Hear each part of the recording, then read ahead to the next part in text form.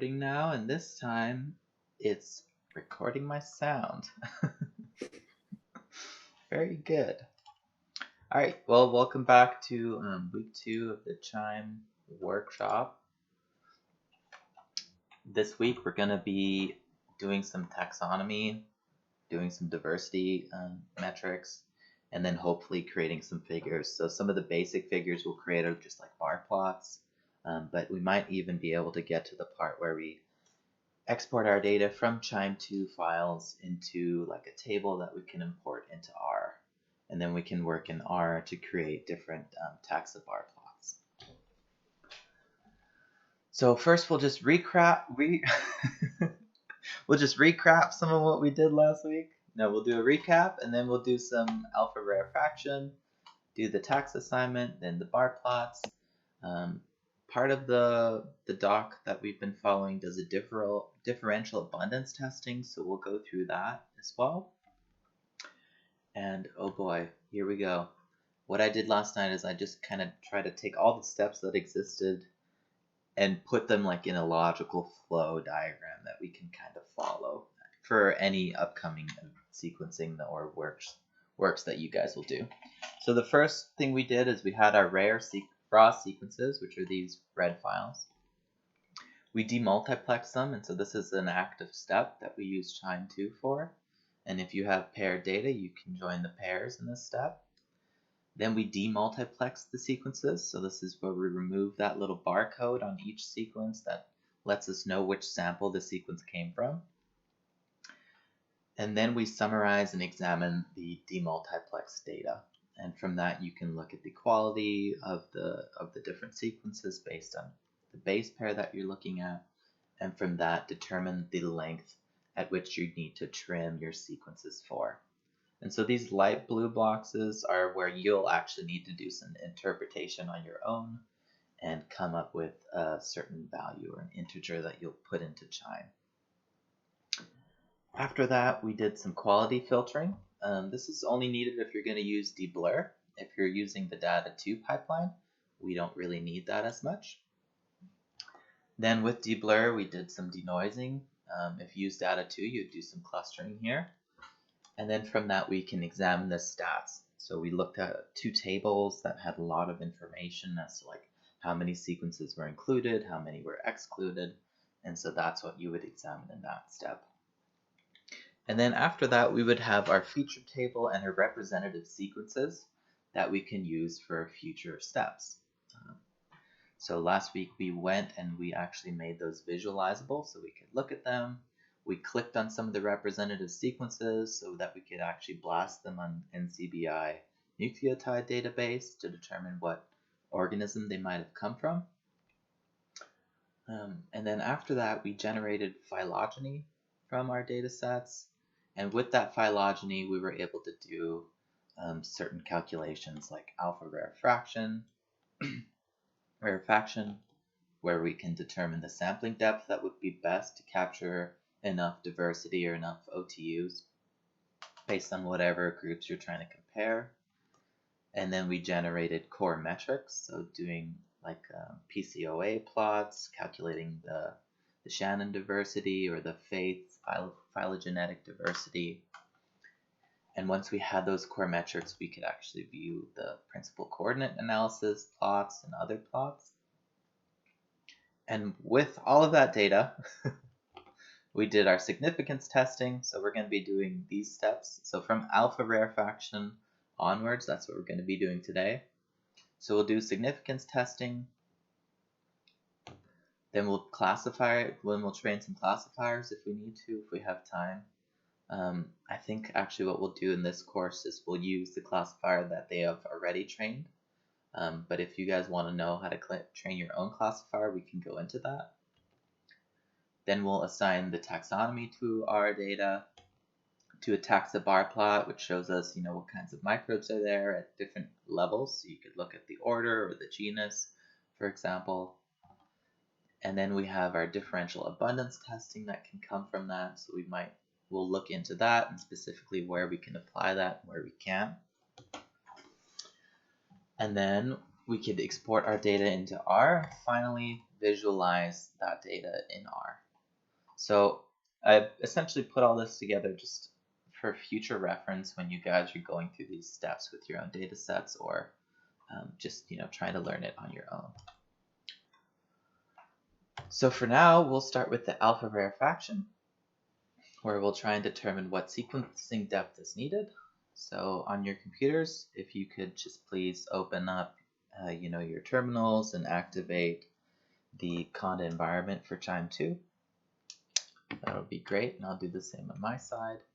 And then once you have that done, we will continue with the QIIME diversity and alpha rarefaction calculation.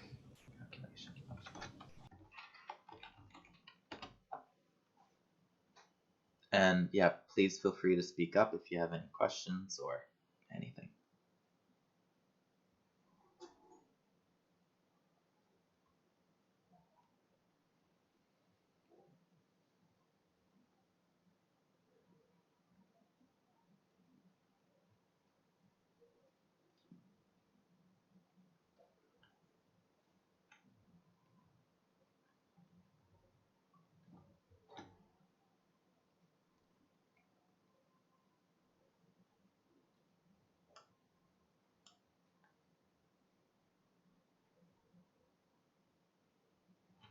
Okay, so my Visual Studio Code is opened.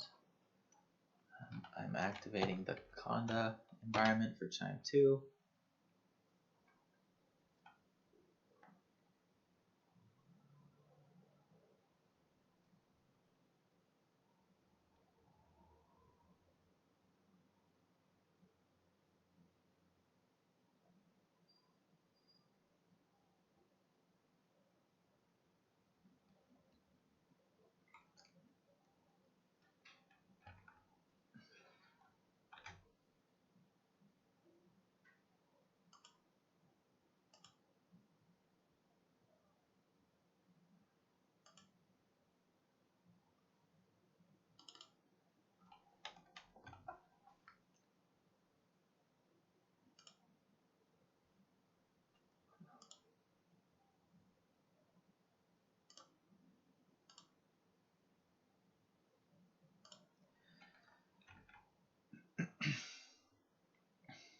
And I will open up my Chrome so that we can look at the moving pictures tutorial as we go.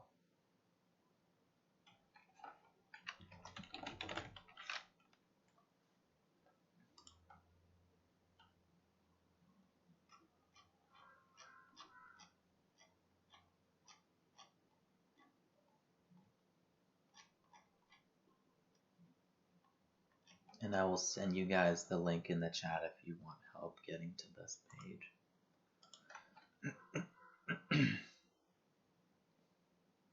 And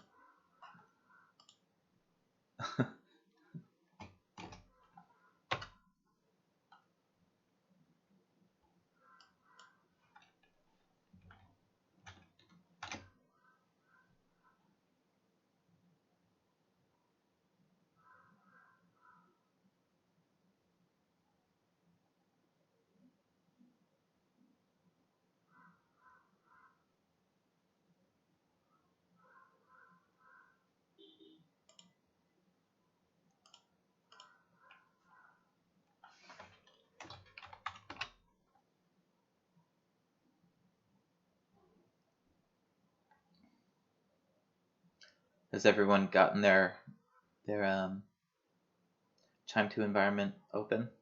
You can just do a reaction or nod your head. Yep. Okay. Great. Well, then we will just go ahead and put this code in. So QIIME, we're saying QIIME, use the diversity and run alpha rarefaction. The input here that you need is the table.qza. And then if you're going to use the phylogeny, which in this case we are, you'll use the rooted-tree.qza file that we've generated a while ago. You just want to make sure that you guys are in the right directory when you're starting all this, so you want to be in the QIIME2 moving pictures tutorial directory that we made. And then everything should work. we're going to put this argument here, which is p max depth. So this is the maximum sequencing depth that you go to, in this case 4,000. And I'll just explain the other things here, and then what we can do is look this up on the help, the -- help. So then we put in the metadata file, which is what we started with from very early on, and then we're telling it to output the visualization as the alpha rarefaction.qzb file. So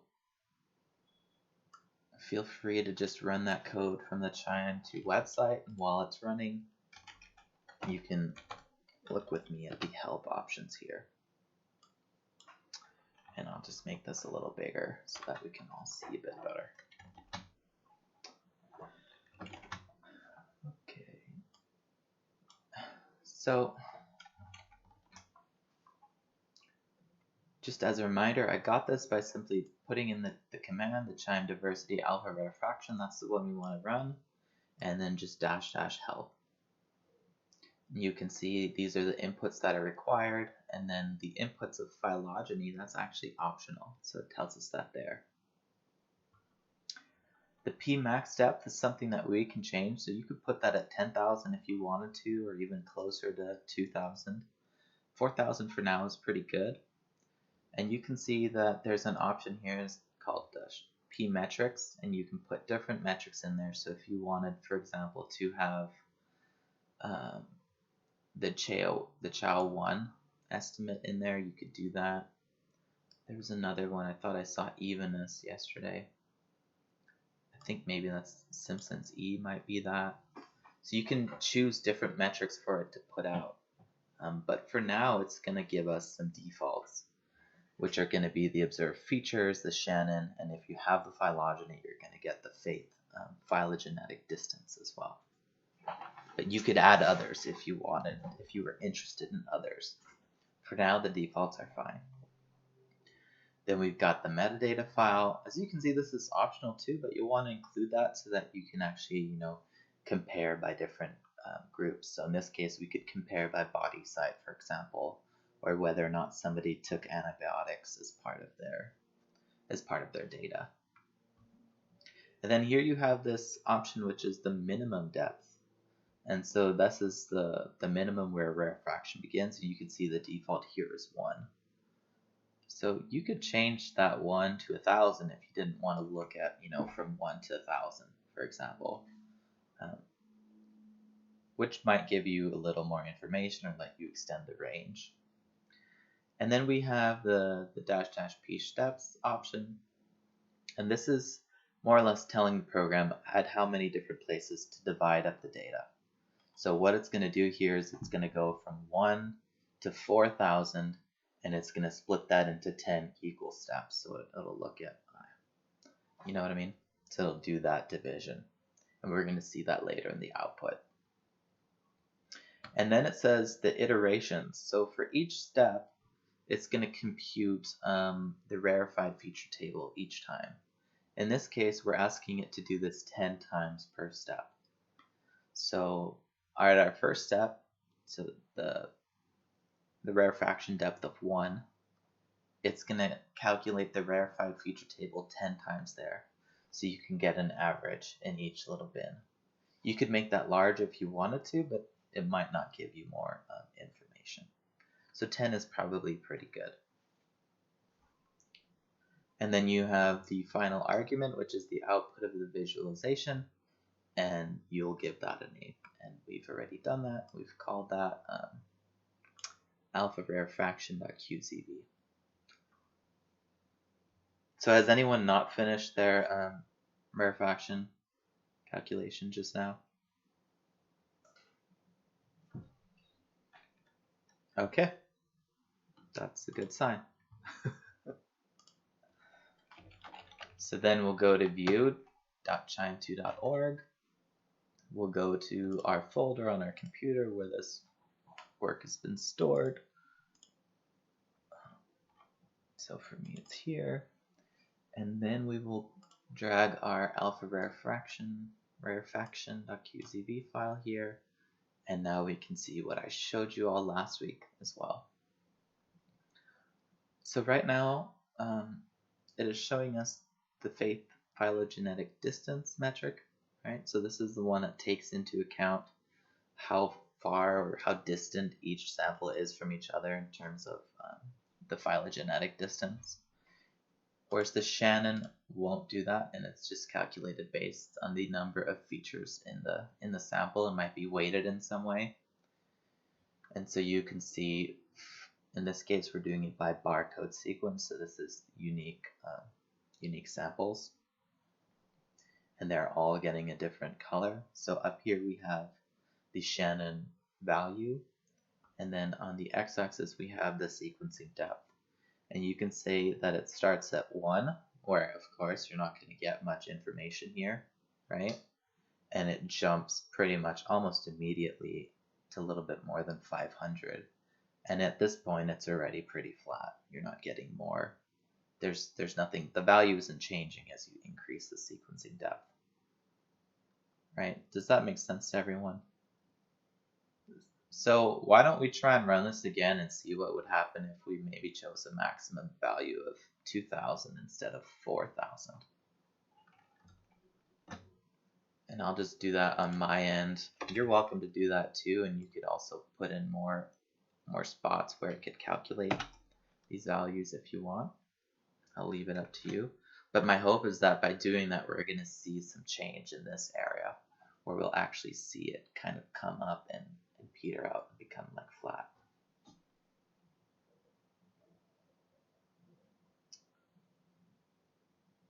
Okay, and then below that we see the number of samples that exist for all of these different depths.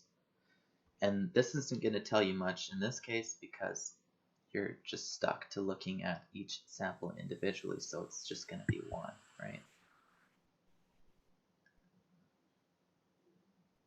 All right.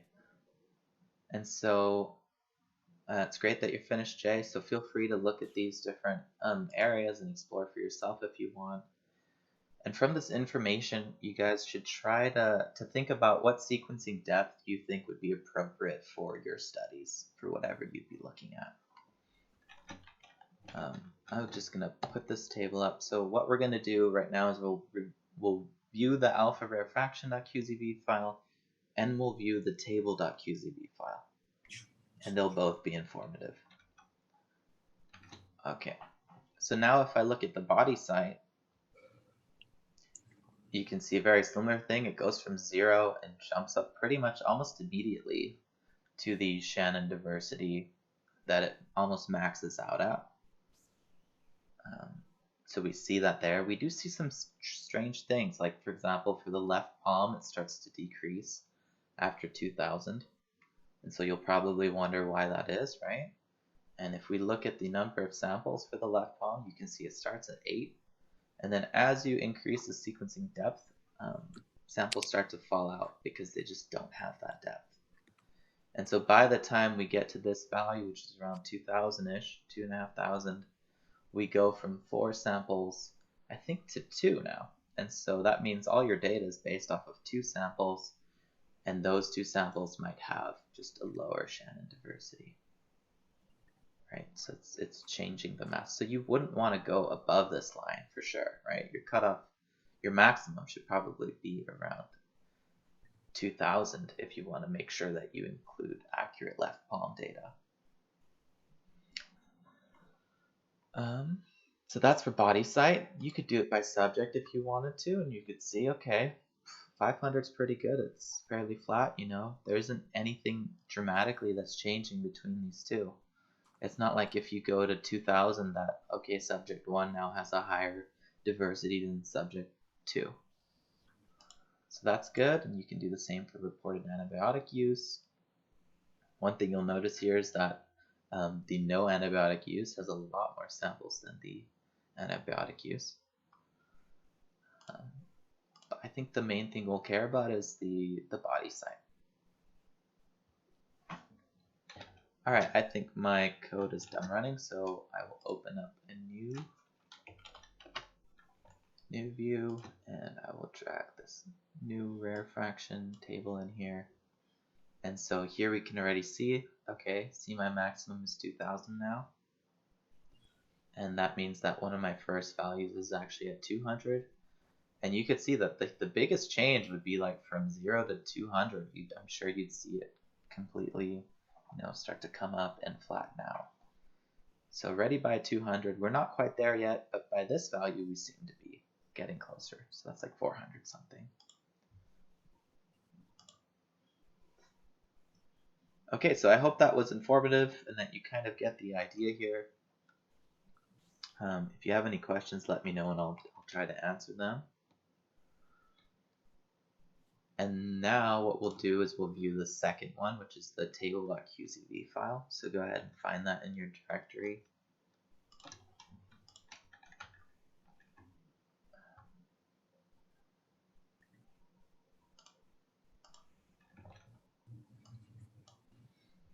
And from this, we'll just go down to, here we go, to the interactive sample detail tab. And you could, for example, put in the sampling depth that you think might be best. So based off of just the Shannon one, it seems like here is already good. So that would be like 900-ish. If I did a different one, like observed features, ooh, that's a little different, right? Observed features is showing us a little bit of a different view, at least for this 2000. So I'll show you observed features on this. Observed features here is trying to say that, for the right palm, you're seeing more features as time goes, as you increase the sequencing depth, at least for the right palm. And so in the exercise that we did before, they chose a depth of 1100. I'm probably going to choose one that's a little bit higher this time, so maybe here. That seems good. I won't want to go past this. So that's around 1600-ish. And this is going to help us understand a little bit more about that. So I'm going to want to compare body site. So I can drag this to around 1600-ish. And it's showing us how many samples are retained per group. Now if I go a little earlier, you can see that because we might want more samples for the right palm, but we're not really getting that until you get to about 800.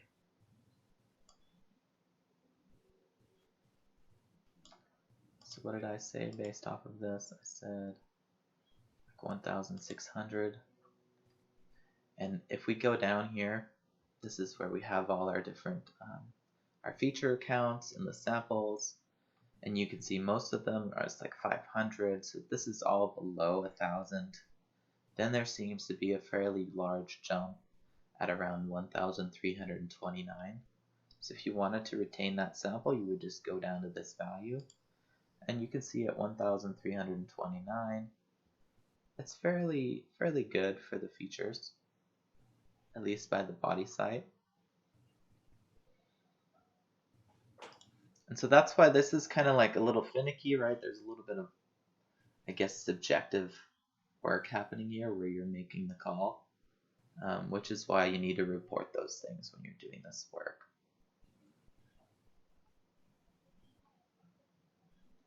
So I might choose to actually have more tongue samples than not have them included.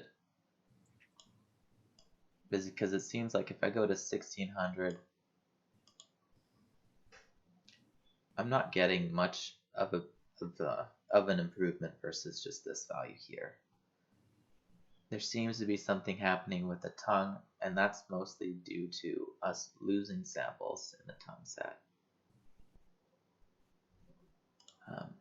But this is all subjective for me because I don't have really any experience with this data set. I'm not an expert when it comes to human biology, so I don't know what to expect from the tongue in general or why I would choose to have more observed features or not. So, yeah, Mary Lou?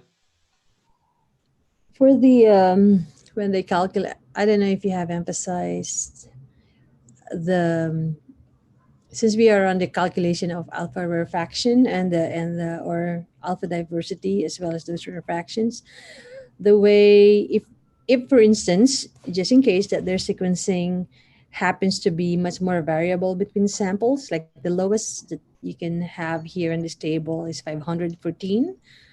And if you want to include that sample, and it's a really important sample, you can just calculate your alpha diversity at 514 sequencing depth. Mm, It mhm. means that it's going to calculate the alpha diversity at 514. And it's still gonna show some differences. That is if that's really the most important, if it's really important for their experiment, for Right. instance. So the sequencing depth, instead of 4,000 or 2,000, they can do the minimum, or 10% of the minimum, for instance, or 90% of the minimum. So let's say the minimum is 514. You might want to get rid of that sample in the first place if you can get rid of it. Mhm. And say, let's say the sample 895 is really important for your treatment or for Mhm. your experiment, then you can do 90% of those 895. So you can do your sequencing depth at 800, for instance. Normally, I maximize it, for me, anyways, because I want to see how, I want to maximize the number of sequences that each sample have. And so yeah, so that's something to consider when you think about alpha diversity and alpha refraction. Okay. Excellent. So I guess the main thing that you're saying is people sampling to designs and what they're interested in will greatly affect this value Mm-hmm. that they'll choose. Because And sometimes the treatment, like, yeah, well, the most important question is that in between treatments, right? mhm. And so if so happened that all the replicates in that particular treatment have low sequences, you can't really get read all of those treatments, all of those replicas in that treatment. So what you need to do, the trade-off, is you still include those low number of sequences, sample with low number of sequences, but sacrifice the others, so to speak. It really is about your question. Right. Okay. So for example, if the right palm data was very important, because that's the one that you lose as you increase this Yeah. sampling depth, if you really cared about this sample, you might want to choose a lower value to retain some of those sequences. But the trade-off here is that if you go to 845, that means you're forcing all of your other data sets to be at this level, Mm-hmm. which means that you wouldn't be capturing the entire community for those samples. For example, here you have around 150-ish observed features. So if you force this down to 500, that means you're only going to be retaining 80, and you might be missing whatever these features are. Is that right? Yes, that's right. But there's still some comparative analysis that you can still do in there. It's still obvious that the tongue, for instance, has much more OTUs at 500 sequencing depth, or 500 sequencing depth. So it's still good. You still Mm-hmm. see, you can still make some conclusions, Right. and you can still answer your question, basically your research question, based on those. So what you would expect is like the dominant groups of bacteria to still be present in your samples, like if we do a taxa bar plot later, but some of the more obscure ones would be lost, Mm-hmm. Yeah, right? Okay. exactly. Does that make sense to everybody? Do you guys have any questions on the Yeah, that makes table? sense. Rarefaction table. Questions? Okay. All right. So I'm gonna subjectively choose, and you guys feel free to do this on your own, however you want, and we can compare later just to see what differences we get. I'm gonna choose around here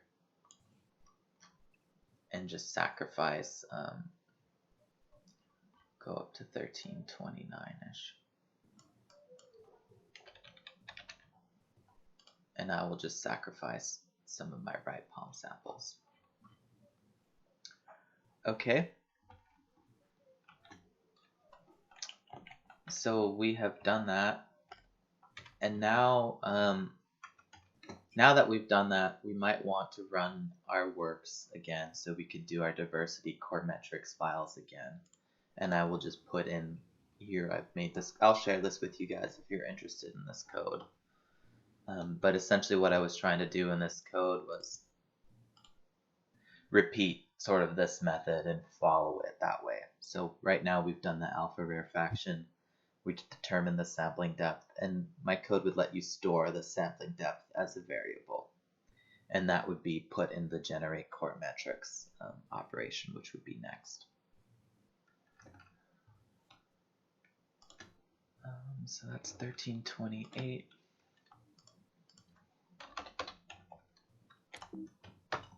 So I've run that, and now that's saved that for me here. And so just for you guys to know, this is the core metrics calculation. So here we have the sampling depth input that we want to put, and for me, I've stored it in the variable s depth, so that's right up here. And so when this code runs, it's going to take the number out of this variable, which in this case would be 1328. Should make sense to you guys.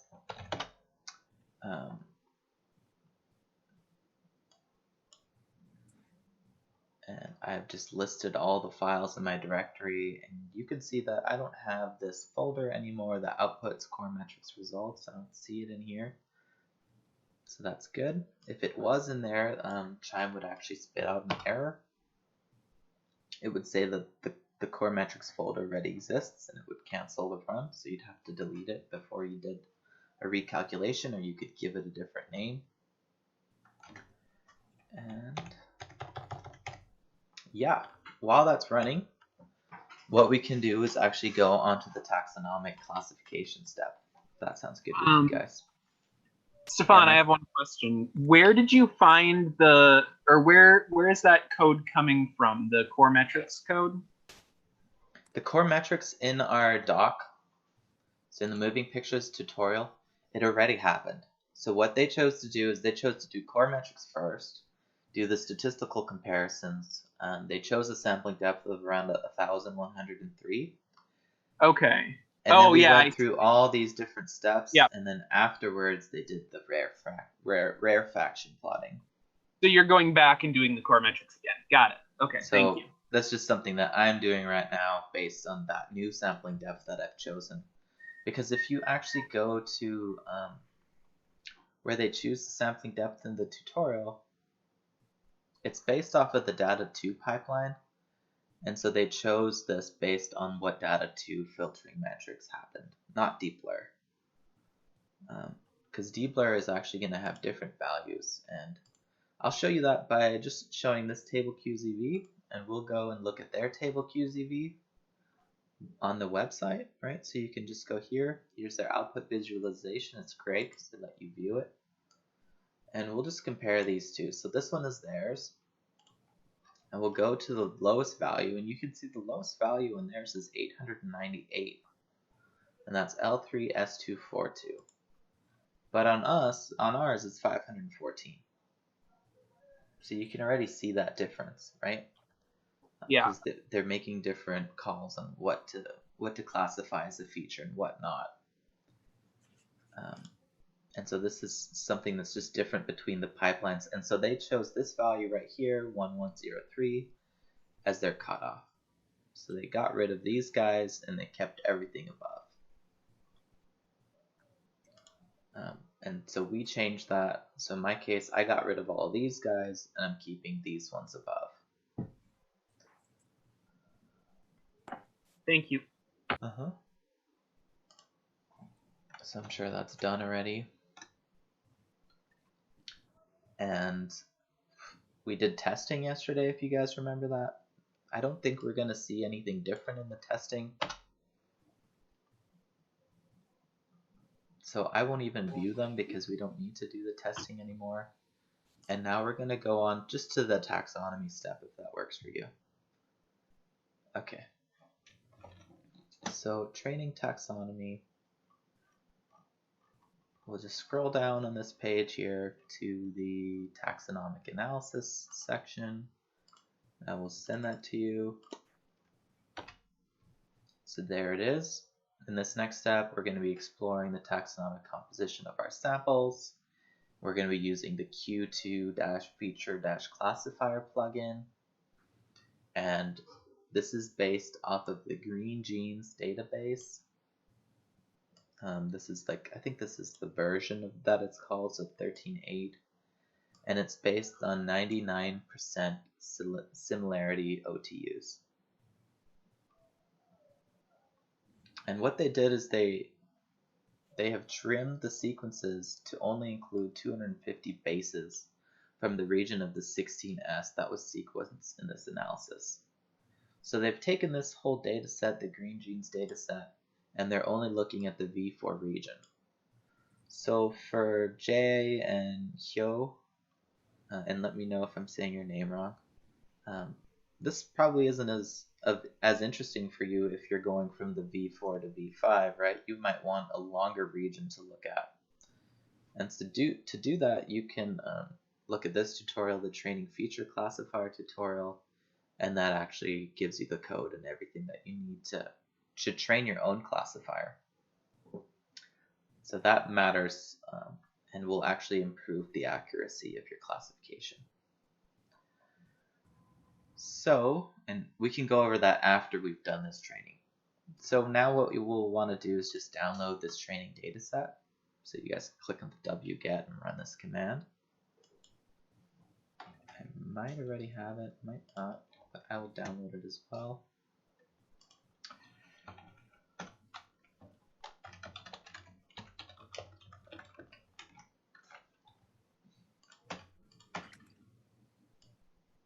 So we'll run this command.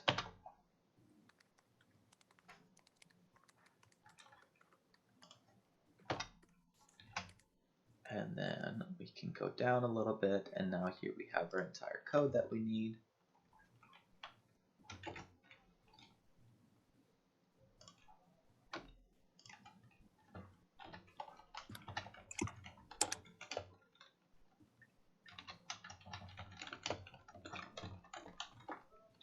And I'm putting hashes and then saying what's happening afterwards here. Just, am I spelling that wrong?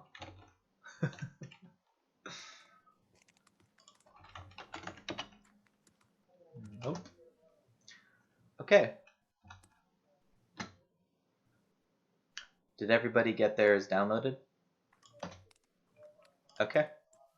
Then we will run this command. So it's saying QIIME, run the feature classifier package, because it has all these different packages, although I'm not sure if they're called packages. And we're going to run the classify sklearn. And you guys go ahead and feel free to run that. But actually, before we run that, why don't we see if there's any options in here to maybe make it faster by using all of our computer cores. So I just did the -- help option.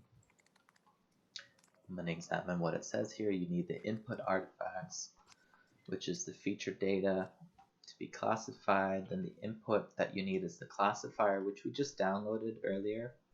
And we called it GG- this entire name here. We're giving it the reads, so the representative sequences.qza, not QZV, right? Because that's just to visualize QZA. And then we're telling it to output a QZA file called Taxonomy. And then here you have these different options: P reads per batch, number of reads to process in each batch.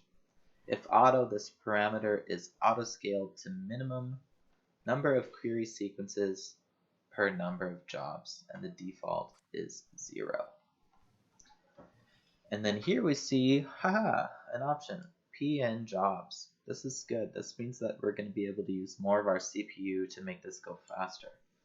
And because we spent some time trying to see how this command works or what the options are, we noticed that, look, the default is 1. So that's not always useful. So I'm going to add this to my code, PN jobs. I'm going to add it right underneath the reads. I'll keep reading. So it says the maximum number of concurrently worker processes. If -1, all CPUs are used. If 1 is given, no parallel computing code is used at all, which is useful for debugging. For n jobs below -1, I don't know what that means. Thus, for n jobs equals -2, all CPUs but 1 are used. So I hope that makes sense to you guys. So I'm going to put -1. No, I'll put in -3. Just because I'm recording things and I don't want it to use all. -4. I don't want it to crash my computer. And then we'll keep going. Let's say pre-dispatch, all or expression, as in the number of batches of tasks to be pre-dispatched. Default is 2. So that could be something that you can increase later if you needed to. For now, I think it's fine. And then I think I will leave all of the other defaults as normal. Okay, so now that that's ready, I can go ahead and run this code. I might want to know for future how long it will take to execute this in, so I'll add the time argument before my code. I'll just hit Control Enter because I'm using this IDE, Integrated Development Environment. And now it's going to run my code, and we can even see, because this is usually a computationally intensive part of the work, we can see how much of my CPU it's using. We can look at how many jobs it started. These are generally called Python-3.6. You can see it's only started 1 job. And you can see that my Zoom meetings is using a lot of my CPU. And then at some point, it's going to get to a spot, so here we are, where it's starting to use more of my cores. And we should see that here. See, we've got multiple instances of Python 3.6 being executed. And I think it's done. And it is done. And it's here, the command that we ran, it tells me how long it took. So in this case, it took 47 seconds to completely execute this command. So I might want to put this here. Took for the moving pictures tutorial. Make sense to everyone? Okay. Batia, you're the only one with your camera on, so whenever you nod your head, you speak for the group. And now we'll do the metadata tabulate. And that's going to let us visualize our taxonomy. So here it is already.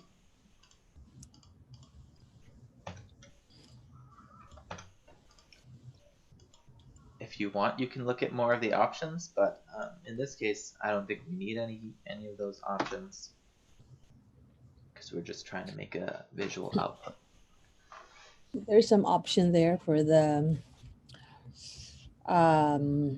P confidence value, like what's the confidence that the taxonomic assignment is Okay. right. So normally 0.8 is what I would use for. Let's look at that. RDP classifier, but this one I think it's using green genes, right? Are you talking about the metadata tabulate, Mary Lou? No, I was a while ago. You were looking at the QZA for the taxa for assigning taxonomy. Not the feature classifier. No. Because This one what we've done, we did the the classifier, the K-learn. We did the wget, and then we did this. Yeah. So just FYI that. Okay, let's look at that, Sometimes you and can then maybe that you can 0.8 help for us instance. see that. Just so that we can have this in our video. So we've got our The help P confidence here. right there. Mm-hmm. P confidence value. Yeah. So the confidence threshold for limiting taxonomic depth. Mm-hmm. Set to disable confidence calculation, or 0 to calculate confidence, but not apply it to the limit. So right now the default is 0.7. 0.7, yeah. And what were you saying about that default? For RDP, I normally use 0.8. Okay, But this one, I think it's using green genes, right, for the classifier. that's right. Okay. Well, So if actually, you why don't we look at the difference later and see if okay, there's any difference? so we could do. I'll just do that right now on my computer, and I'll. Mhm. What value would you want to look at? 0.8. 0.8. Make it a little bit more high, and the confidence a little bit higher. So 0.8, and I'm gonna call this 0.8. So I'm just changing the name, right? Well, I'm not gonna put a point. That could be problematic. Yeah, I'll just put that. You could write PT8. Thank you very much. Okay. So I already did the visualization, and now we can actually look at it. So why don't we go ahead and do that? Taxonomy.qzv. This probably isn't the best way to organize my directory, because just all the files are just here, and it's kind of weird. So you could separate these into folders later if you wanted to for your own sort of workflow. For now, it's okay. And here we go. We've got our feature ID. This is the unique code that each of our clusters has, or our ASVs have. So you could actually copy and paste this code and search it, not in the table QZV, but in the representative sequences. This one.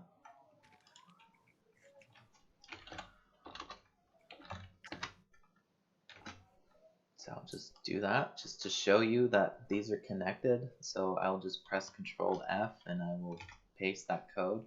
So here we go. This is the feature ID that it's talking about.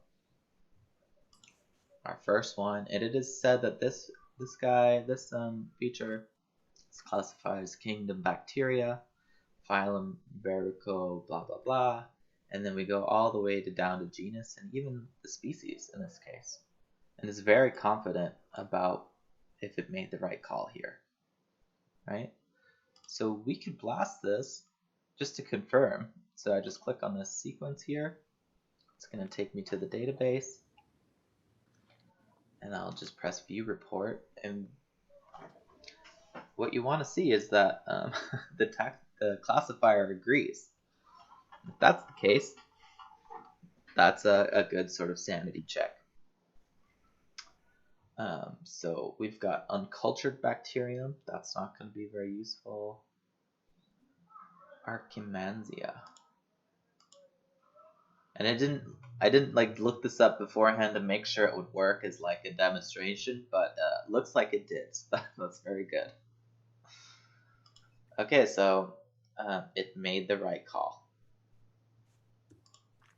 And that's how that works. And you can see we've got different confidence values.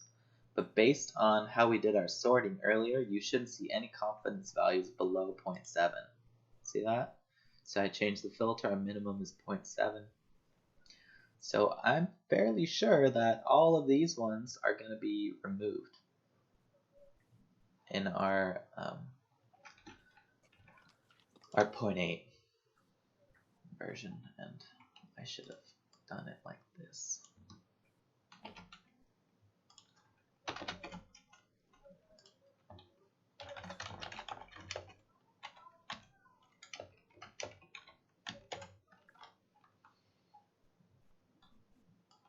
And don't. If you want me to explain what I'm doing, let me know.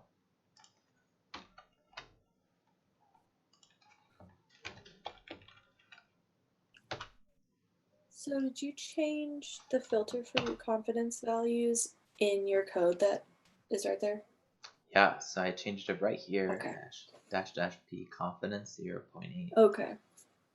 Cool. So, Thank you. I mean, technically, you don't need to do that, right? If you could just look at the feature table. So, for example, if you were to download that, you could just delete all of these values here and only keep up to from 0.8 on.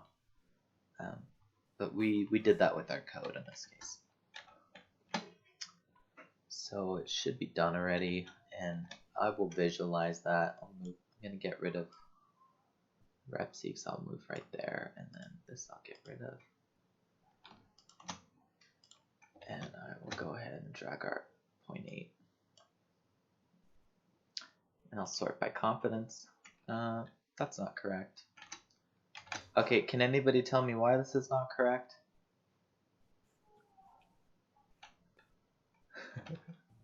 And I'm going to tell you why, and it's because I made a mistake. I didn't put the right name here. So it says, this is your input file. I called it taxonomy.qza. That's actually the original one that was at 0.7, so I need to make sure that I have the right name whenever I run my commands. So great shame on me. So one of the problems when you change your or when you make your scripts or change the scripts is that it will overwrite the old one if you don't give it a new name. That's something that you really need to be aware of. Yep. Yeah, that's true. And that's why we called our new one taxonomy 0.8. Right, so if I would have done taxonomy.qza again, it would have deleted the old file, which is not what you want. And so I even did a little bit better here by saying, okay, we did this one first, which is just at 0.7. And then here I'm saying, okay, we're going to compare 0.8 versus 0.7. So here's my 0.8. I called it 0.8. And then here, you see what the IDE is doing? It's actually highlighting the areas where the text has been changed. So it's searching for 0.8 in this case and showing me where that shows up again. And so yeah, this is good. Now I'm doing a visualization of the 0.8, and there we go. And I have dragged it into the viewer, and you can see that sure enough, it starts at 0.8 now. And if we look at that same 0.8, it should be the same value, 0.08511, 119. So this is saying it's the genus Weissella and genus Weissella. Alright, so I hope that makes sense to everybody. And now check the number of OTUs too. A while ago it was 425, I think. I didn't know now. Where did you see that? Oh, 485. Yeah, so it's showing 100. And then here we've got 485. What?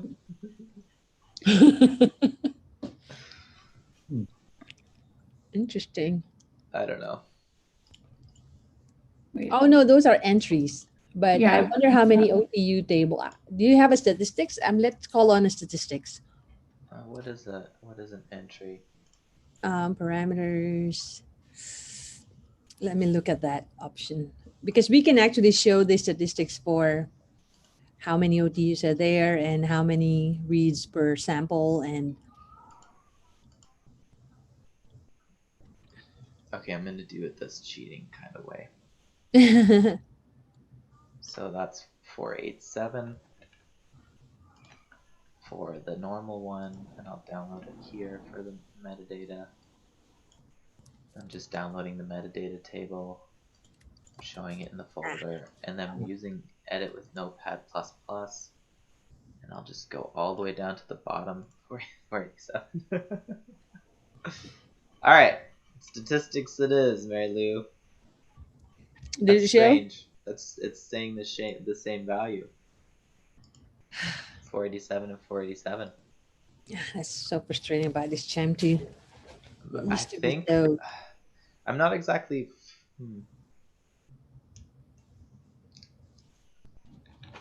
So I don't know how that exactly works and how it makes the call. It's filtering by 0.8, but it's not getting rid of ones that are. Maybe it's just going down a further order. So why don't we do this? I will search for this value. So that's 0.8. No, I want to get a 0.7.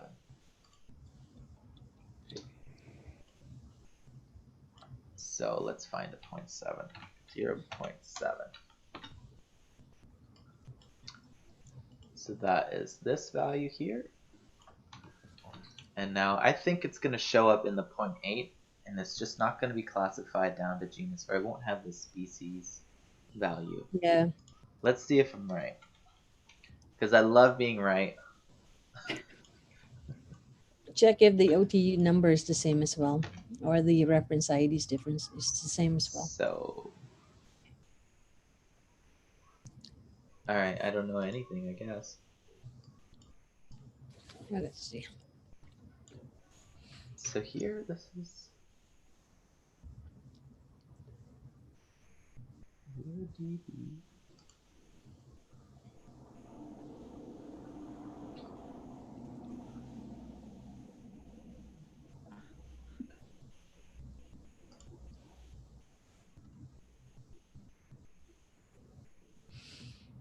No, I'm dumbfounded. I don't know what's happening here. It's the same exact code, But it's producing very different results. right? Here we're saying confidence 0.73. It's the same even classification, right? It's the same classification all the way to genus. But it did cut off species. You see that? Mhm. There's no S option.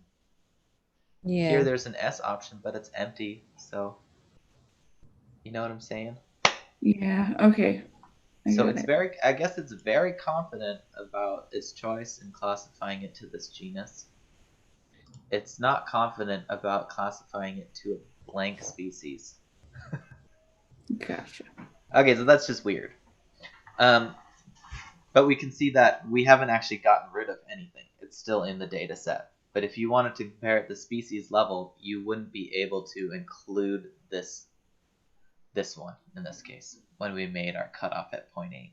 It's not included. You can only go to genus. All right. Mary Lou, does that make sense to you? Right now, I'm trying to find out why. It should affect it somehow. All right. Well, Mary Lou's more of an expert than me, so if she doesn't know right off the bat, that means we're gonna move on. We did this. We looked at our taxonomy, so now why don't we go ahead and make a bar plot? So this is going to run the command QIIME taxa bar plot. We'll input our table, and then we'll input our taxonomy. And then we'll input the metadata, and we'll have it output a visualization.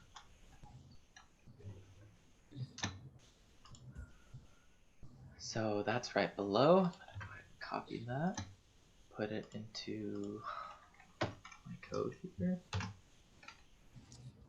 It should tabulate this. And I'm going to run this command. Shouldn't take too long to do. All right.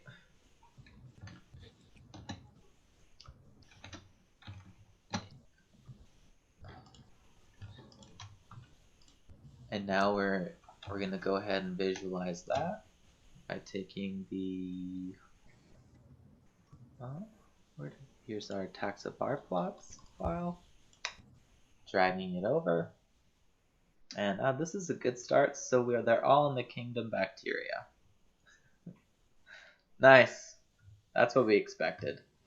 We can change the widths of these bars with this little scale right here. So you can see about there is good. If I go any more than that, they just kind of go into my computer. So that's good. And here we have the different taxonomic levels that we can choose. Mhm. So we can go to level 7. That's going to take us all the way down to species, as you can see there. And if I hover over any of these bars here, you can see it's telling me what it is. It's saying this is kingdom bacteria all the way down to the genus Neisseria, and that's 20.76% of the, so that's a relative frequency of 20.7% for this sample. a thing that you can do here is you can actually highlight only certain groups of bacteria. So I can highlight this one. It's only going to show me where this one shows up. So this is the genus Bacteroides. It's going down to the blank species level, so not really sure how useful that is, but we can see that there. Here it's 40% of the relative frequency is 40%. 40% of those reads for the sample were from this one very specific group. And so you can explore and even add in more as you click.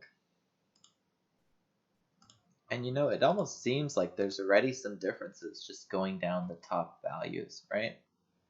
Here, these ones seem to be different than these ones, which could make sense. And I think there's a way to sort that. So here, sort samples by, we can do body site, for example. So this is all gut samples. Look at that. I'll unhighlight these. We'll see all of them. So if I choose that, here's all of our gut bacteria. A lot of our gut bacteria, or at least a lot of these ones, are in the gut. We see them actually showing up in the right palm, so I wonder if somebody didn't wipe well or clean their hands afterwards. I don't know though. Yeah, that's interesting. So there's different ways to organize it. You can already see some sort of patterns that emerge. You can compare them by year if you need to. Whatever else, antibiotic use. So no, they didn't use antibiotics, but we've got different sample areas. Yes, they did. And it has the option to relabel the x-axis. You can uncheck that if you want, and it's just going to tell you the sample name. Check it so that it tells you what the answer is. And I think, yeah, my bin width was a little bit too wide, so I was losing some samples off the screen. Yeah. Question for you. Is there a way to sort twice? For instance, if I wanted to see the Yes, the body part all together and then divided within that by antibiotic. So yes, look, it looks like there's a plus right here. There's a plus there. Okay, perfect. Thank you. And there we go.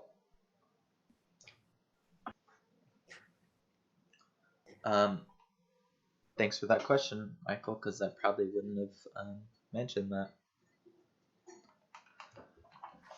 So I think this is a really great way to show your data, or at least to look at and see if there's any patterns. We did the statistical tests on this earlier, if you guys remember, and that showed us that the gut was different from the left and the right column. And I forget what else it was different from, but this could help visualize that for you. Stefan, do you know, is there a way to also plot by like gram type? Ooh, I don't know that. Explore these sample options, but I don't think so. So there's a way on how you can manipulate this data further. If you want to download the data, there's your CSV right there on the right, left, sorry. And it will give you an Excel file of the number of, now though I'm trying to figure out the sequences, if those are sequences or relative abundance. Okay, so I've got the file open. Yeah. These are the counts, so this is not relative abundance anymore. Yeah. So those are that's your OTU table basically. Yeah. And you can see it's doing this classification here. And so I wrote an R code that takes this table and alters it, changes everything so that you can easily visualize these things and make taxa bar plots like this one. Yeah. I can share that code with you, give you all my hard-earned labor. And so that's an option of what we can do next. so that you don't have to pull your hair out trying to do your own. But it's fun to code that stuff. But the thing is that once you have that raw data, you could actually just choose, for instance, I mean, you can guide your questions based on that table, the OTU table. You can Right. do relative abundances. You can just focus on Staphylococcus, for instance. You can just focus on, really is dependent on your question, honestly. Yeah, so Jay's question was about the gram staining of the bacteria. So Jay, you could probably create a database that has the different. I don't know at what level does gram staining separate bacteria? Is that like at the class level, or in any case, you could make a database that could have that information in it and sort your tables by that or reclassify it by that.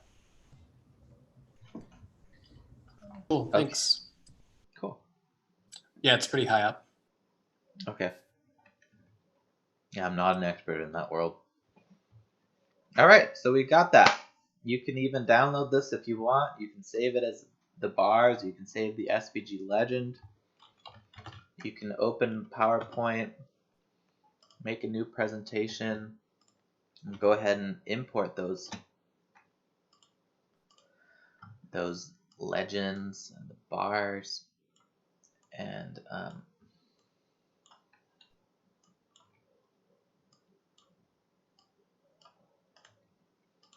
so here whoa, my computer is not happy about this because I'm already doing a presentation. It's like, what are you doing? All right. You can actually present this data, not just bars, for instance. Right now, this is a stacked column. You can present it as pie charts, for instance. You can present it as a landscape. Can we do that in here? No, I don't think so. You used to, but not this one, not QIIME2. No, you can't do it here. I But I could think, show you how to do that in R. yeah, I think you have options. Okay, but my whole point of showing you this is that it's kind of ugly. You look at this relative frequency axis here. It's like the labeling just isn't right. The spacing's not right. This legend is like way too big. Like, how can you even show? Let me send this to the back. I'm saying that it's a really amazing tool that they made, and I'm grateful that they made it. But to show this to people or to put in a paper, you'll want to know how to take this information apart and show people what you want them to see based on whatever message you're trying to communicate. And that's what I tried to do with the code that I wrote. But we can get to that later. We're going to finish off the exercise on the moving pictures tutorial. Are there any more questions on the tax and bar plots? Cool. So then what we can do is differential abundance testing with the ANCOM model. And let me just get back to QIIME. So we viewed our outputs, the tax and bar plot files. Now we can do differential abundance testing. Differential abundance testing is a little unique because most of what we're going to be working with are proportions, and proportions change based on certain samples. And they have a real great tutorial on the QIIME2 website that kind of shows you that. It shows you some of the exercises. I've taken just one picture from that I thought was informative. So for example, we've got a data set. We've got species on the x-axis and the abundances. So this is actual counts of bacteria on the y-axis. And then we've separated those into 2 time points, time point 1 and time point 2 in red and then blue. And you can see that for sample 1 or species 1, you see at time point 1, the abundance is around 10. Time point 2, there was a doubling. And for all of the other species, we're keeping them the same. So there was no change over time. Right? Now, if you were to look at this data in terms of proportions, it would be fairly surprising because now this really high abundance value over here has actually decreased the proportions of these other ones. So it's changed them. although here the abundances are actually the exact same.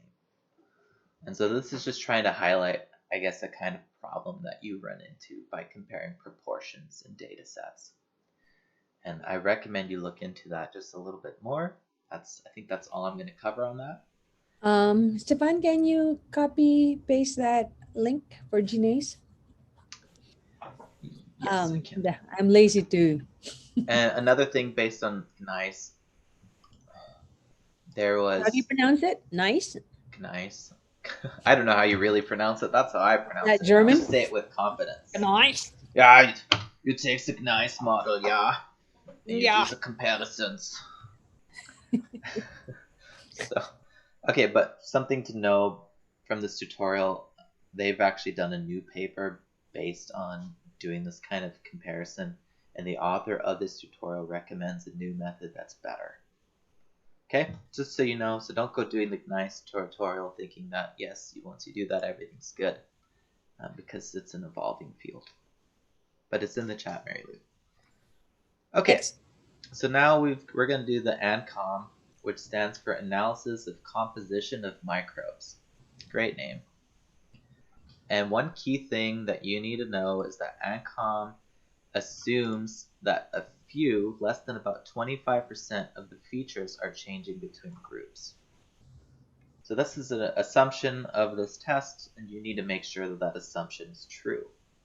In our case, if you just look at this taxa bar plot, it's not true, right? If you're going to compare body size, for example, there's a lot of change happening here. So you can't just compare, for example, the gut to the left palm and see which groups are changing because it's already not meeting the assumption. And so what we do in this tutorial, or what they do, is they do a feature table filtering step, where they filter it so that you're only using body sides that are matching the gut. And so essentially that means that we're only looking at these samples because across them less than 25% is changing. Does that make sense? Although one thing that they don't do is like show that in a concrete way where they measure it in any way. They're just like, well, we're just going to limit it to the gut for now. I think you could just calculate the number of features in each group and see if those features are present in all of them and how many are not present to sort of confirm this. But we're going to go ahead and run this command here. I'm going to copy that, put it in here, 15, and we're going to do ANCOM test body site gut.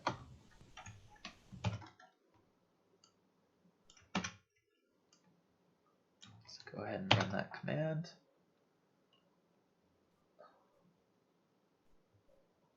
Alright, so that puts out a .qca file, which we can't view. And now, essentially what we did in that step is we took our feature table and we just got rid of all of the samples that aren't gut. And we called it the gut table.qca. Alright, so now we're going to do the ANCOM operation. And one thing that the thing cannot tolerate is frequencies of 0. So if you have a bacterial group in there that's 0 in some samples and others it has a number, this would break the code. And so what QIIME does is it adds a pseudo count, which is usually just 1. So it just adds a 1 to all of them, and that way you can process the data. So it's going to get rid of zeros. So what we did here was filter feature or gut. Here, add pseudo count. Alright, so I'm going to go ahead and do that.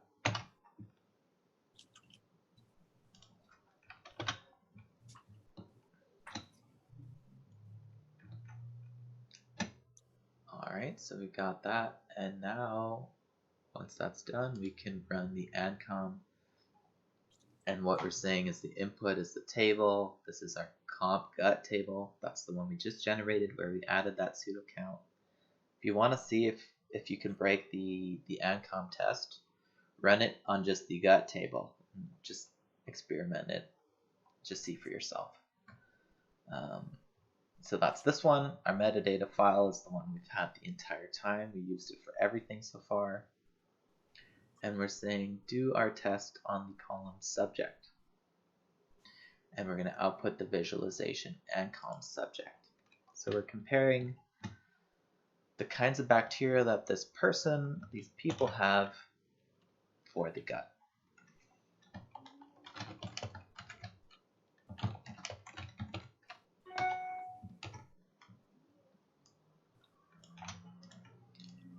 So here I go, running this.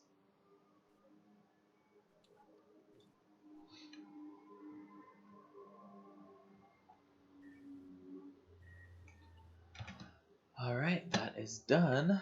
And now, oh my gosh, aren't we all grateful for tabs? You can just, if you need more windows, you just open a new tab. I will go ahead now and go to that file that we just made, that QZV file. What I can do is just date modified ANCOM subject. So we'll go ahead and put that in there. All right. Did everybody make it to this step? So far, so good. I didn't lose anyone. All right, great.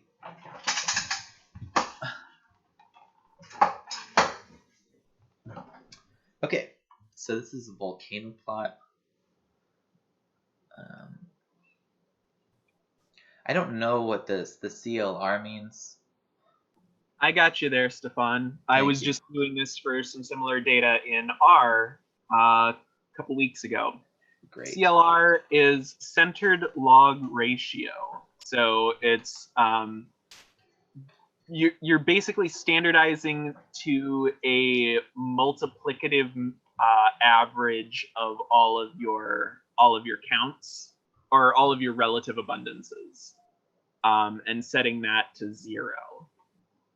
Mm-hmm. And so if you're in the negative area, that means it's being underexpressed, and positive is overexpressed. Yeah. And then you can see some of these extreme values. These are like highly overexpressed. There's one that's highly underexpressed, right? Okay, does that make sense to everyone? If not, Michael's got you. Okay. Can I explain further? Maybe Mike can pitch in actually. Yeah. So basically what we have as 6NS data is we just had this review actually in our paper because we're using relative abundance data for correlating it with environmental variables. And so one of the reviewer have pointed out that this is a compositional analysis. Gene expression data and 16S amplicon sequences based on abundance are relative. They are made up of compositions equal to 1. And so this means that there's going to be a bias on how these OTU numbers or abundances are changing because they're not based on absolute counts. They're not based on RNA number. They're for gene expression, and they are not based on absolute counts of bacteria, right? So one of the things that they suggested, go ahead, Mike. Is there I was going to say, which means that they're not independent they're not independent variables. When you look at the relative abundance, those numbers are dependent on each other. So you actually, in a statistical analysis, end up with fewer degrees of freedom than you would expect. So basically what this means is that if you have, let's say, 1,000 sequences for one sample, 1,000 sequences for the second sample, and let's say OTU1 is changing in relative abundance compared to OTU2, But this may not be the case because it's changing based on the actual composition. So you have to be thinking about relative here. So what they suggested, what a lot of statisticians suggested, is to do a transformation of that data and treat it as a compositional analysis data set, not as absolute abundance, because it can influence your statistical correlations later, especially if you want to correlate it with antibiotics, you want to correlate it with temperature, you want to correlate it with whatever treatments that you have. So it's statisticians have suggested or have suggested on how to analyze this better. I'm mentioning this now because you don't want your reviewers to say this later on. So it's Yeah. better to anticipate those type of reviews. So that means we can expect Mike and Mary Lou to give us a workshop soon on how to do this the best way. Exactly. So we're done with that. Mike has done the work, not me. All He was, right. I just pointed him in the right direction, but he's the one who did most of it. So maybe he can Yeah, tag your it, share the Mike. R codes as well that he designed for standard log ratio transformation or isometric log ratio transformation. Awesome. Have you done Share ILR? that if people are Mike? interested. I'm interested. Yeah, if people are interested, because especially for environmental data and biomedical data, they're going to, when you publish this work, they're going to, that's the first thing that they will tell you. Yeah, I've been meaning to get it up on my GitHub anyway, so I can post a link to that this weekend after I do on the Slack. Great. Yeah, that would be awesome. All right.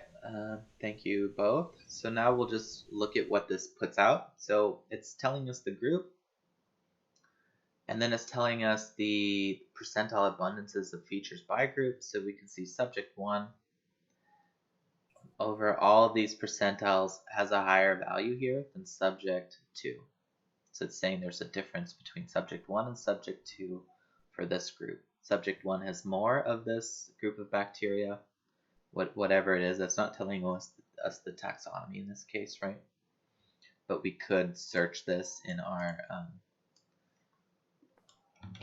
taxonomy.qcp folder. So it's this one, genus Bacteroides. So it's saying that there's actually a difference where subject 1 has more of these than subject 2. And then for the second group, it's the opposite, right? Subject 1 has less, where subject 2 has more. Okay. So after that, what they say, well, you might want to collapse this down and look at different levels of taxonomy. So now what they're going to teach us is how to do a taxa collapse. We're going to give them the table. This is the gut table we're giving them, right? Because we're only using the gut samples. We're giving them the taxonomy, and then we want them to collapse our table at level 6, which should be the genus level. Yep, at the genus level. All right. So I will go ahead and copy all of this code, put it here, and I'm going to put collapse to level 6. genus. And then here we go. Stop me if you have any questions.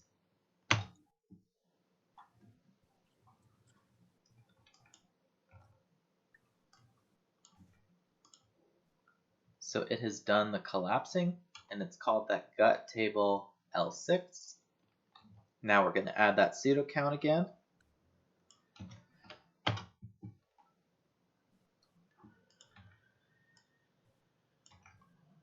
Now that our pseudo count has been added, we're going to do our test again using that level 6 data. Same exact test.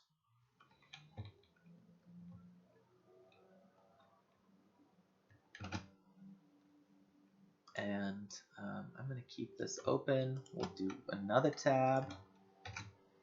And here is our output, and we will just drag that over and visualize it. And now looks like it's actually showing us some of it's telling us what they are, so that's cool. I think that's because we did our taxa collapse.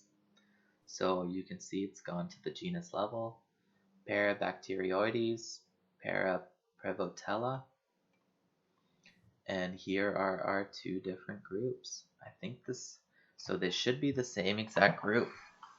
And I'm going to go ahead and see if that's true. I think it was here. Bacteroides, nope.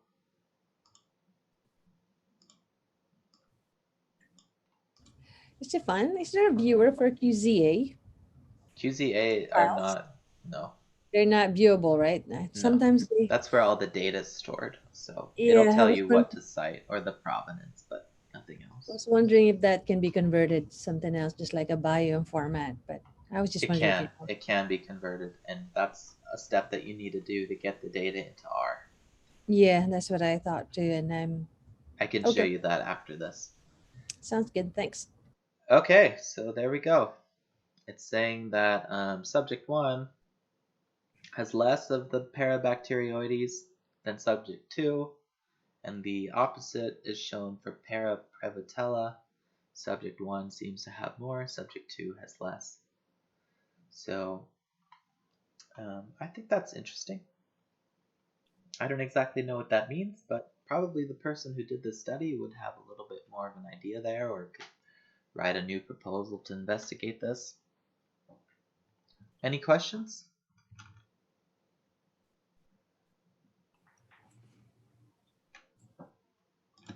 Stefan, I have a quick question. Sorry, I may have missed something that you said, but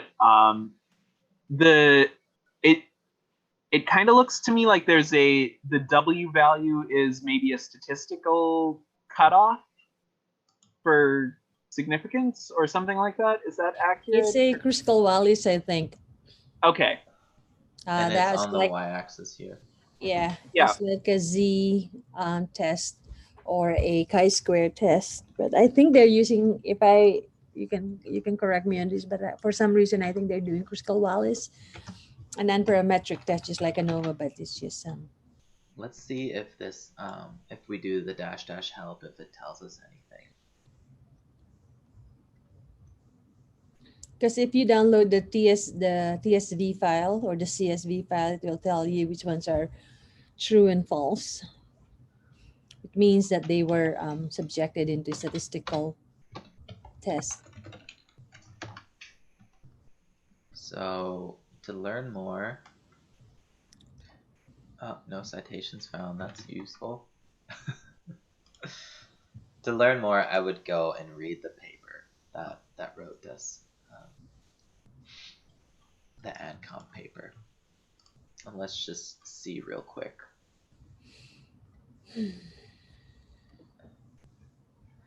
No, I think I'll choose to skip that, but feel free to look at the ANCOM table and check that out. What Mary Lou said seems to check out. But anyway, it's showing you two groups there. All right, I'm gonna not leave that, but I will go back to this. So they compared within groups, and then they filtered the feature table. These were the codes that we ran. We looked at our data, and then we did the taxa collapse, and we looked at it at level 6. It gave us a little bit of different results because we got rid of all the species classifications and went to genus. So there was some consolidation that happened, which is why I think we had different outcomes. I'm sure if you went down to order or a different level, it would be even different than the level 6 one. We looked at that, and the moving picture is complete. All right, good job. You guys all made it this far. Just a review of all the things we did. We had our raw sequences. We demultiplexed them. We didn't join pairs, but some of you will have to do some joining of the pairs. Then we did, with our demultiplexed sequences, we did some quality control, got rid of ones that were bad so that we can put them into the deep blur pipeline. that gave us a feature table which tells us all the ASVs that we have and how many there were per sample. From that, we were able to do all of these testings, and we could do all of the visualizations just from the feature table alone. But we wanted to know what bacteria we have, so we used our representative sequences data set, did some aligning with those so that we could do phylogeny. And with the phylogeny, we could do, for example, the phylogenetic distance metric, and that was included. And then we could run all those commands again and actually identify bacteria down to the species level or genus level, depending on how we do our filtering. It is 3:36, and so now I would give you the option to go and see some of the code that you would use for exporting the data into R to making prettier plots, for example, with ggplot2. Just give me a thumbs up if that's something you want to do. Okay. Sounds like a plan. All right. And, you know, you guys have to look back on your life and just think about how fortunate you are that you didn't have to learn this on your own, like I made all of my undergraduate mentees this summer. They did a really good job. And actually, their work is where some of the code came from that I'm going to show you now.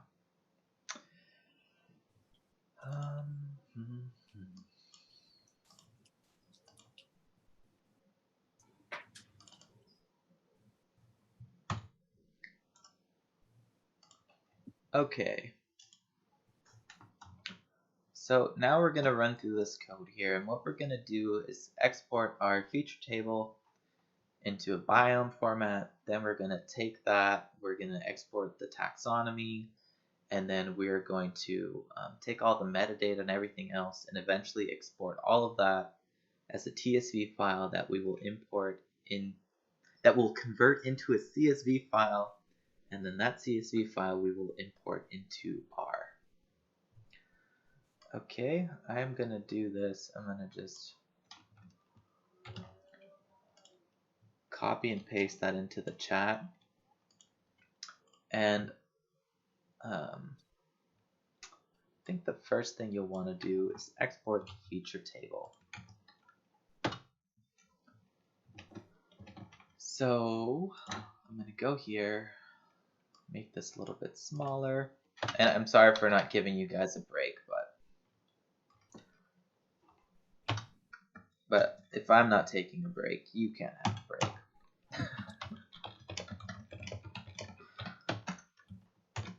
And I think it's worth it to just get this over with so that we can have it in the video and whatnot. So we're going to say QIIME tools. We're going to have you export. We're going to give you the input path dblur output table.qza. So is this the right path? Is the first thing you want to ask yourself, because this is code that I use for something else. So you can do that in two ways. You could use your, just your file explorer, see if you have the dblur table, dblur output. Look, I don't. It's just called dblur. So this would make it so that your code wouldn't work, right? So you'll need to change that to whatever your dblur output is called. So I've got dblur. Now if you're using this guy, the IDE, I can actually look at that here. And it's demux filtered, so that's not even what I want. This isn't what I want either. So looks like I don't even get to go in a folder. What I want is that table.qza file. And I bet it's just right here. So there's my table.qza file. Is this making sense to everyone? So that means that I don't need to tell it to go into a directory. It's going to just work right where I am right now. And if you want to know where you are right now, you can just write ls if you want. That's going to tell you. It lists everything that's in there. Another thing you can do is type pwd $$ $pwd that says print working directory, and look at that. I'm in the QIIME moving pictures tutorial. Okay, so now I have the right input path. The output path is exported feature table, so that's fine. That's just gonna add more junk to my directory for now. If you wanted to, you could make a new directory. Should we do that? So let's make a new directory. Make new directory. And that is mkdir, and we're gonna call it data export. And I'll run that. And now I've got a new folder, data export, right? So the input path doesn't change, right? But my output path is going to change, and that's going to be data underscore export. And I'll put a forward slash like that, and I'll go ahead and run this.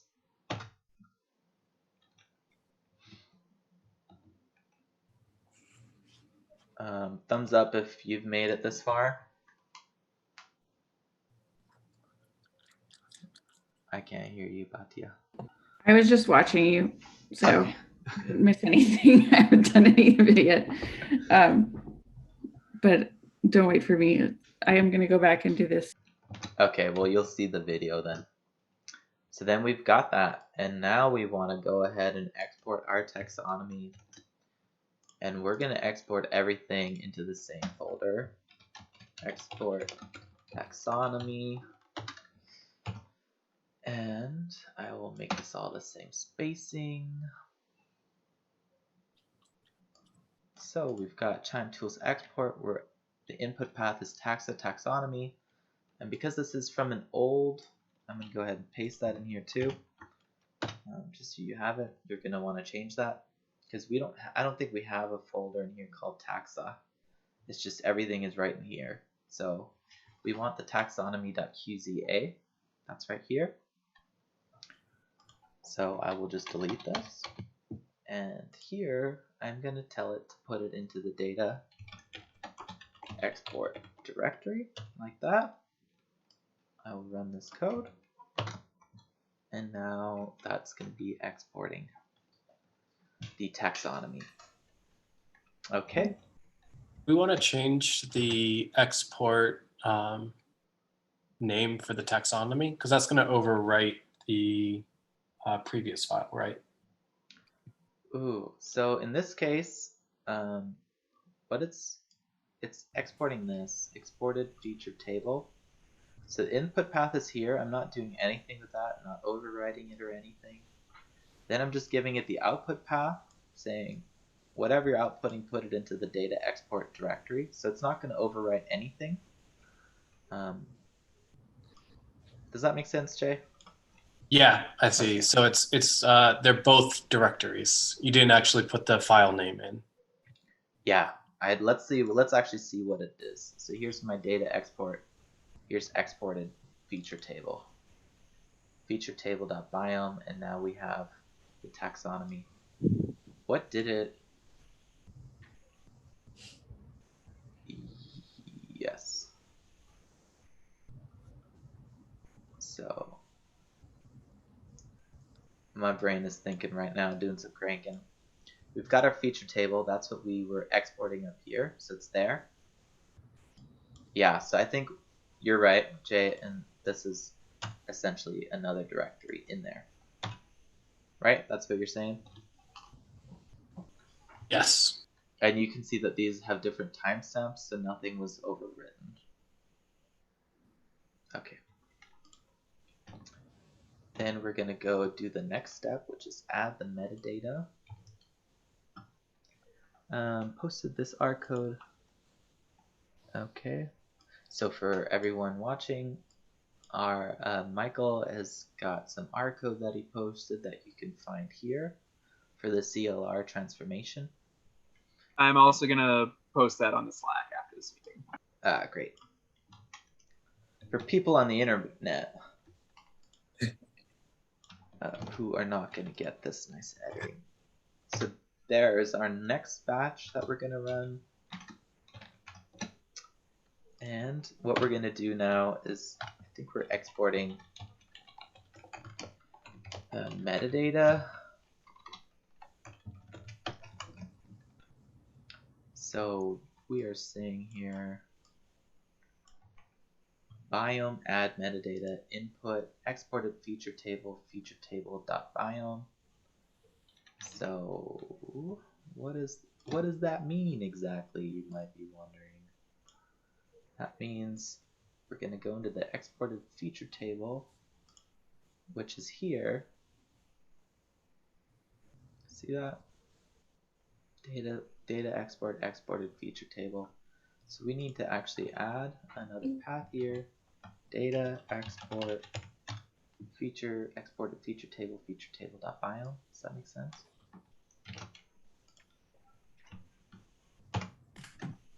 Add that there. Metadata, add that here as well. Okay, this should work. So, Stefan, question. Yeah. I did not see what you're inputting here is the data, let's see, feature table biome, but I did not see any conversion from your QZA to biome. So it did it automatically when you did the export. Okay. So right here is when it does it. You don't even have to specify anything. Interesting. Okay. Sounds good. Yeah. So we should be able to, do you see that there, x.biome? Now I don't know what the .biome file is.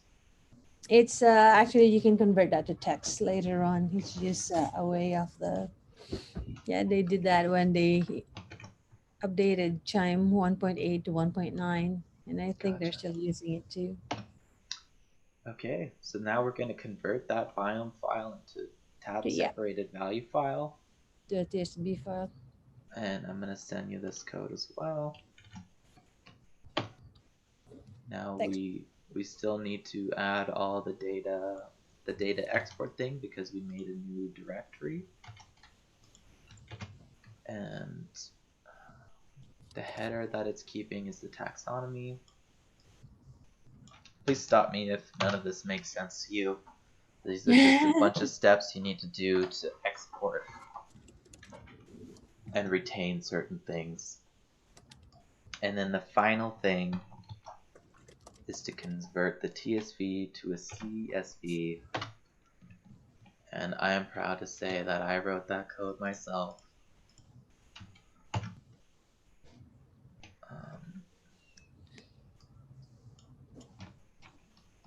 Because I've learned so much trying to do all this stuff on my computer. And you can see that it's kind of like a run-on sentence almost, and that's why I love Bash, is because you can just write run-on sentences that do this large task almost immediately. So can you tell us what's the, it looks like you're doing a stat here.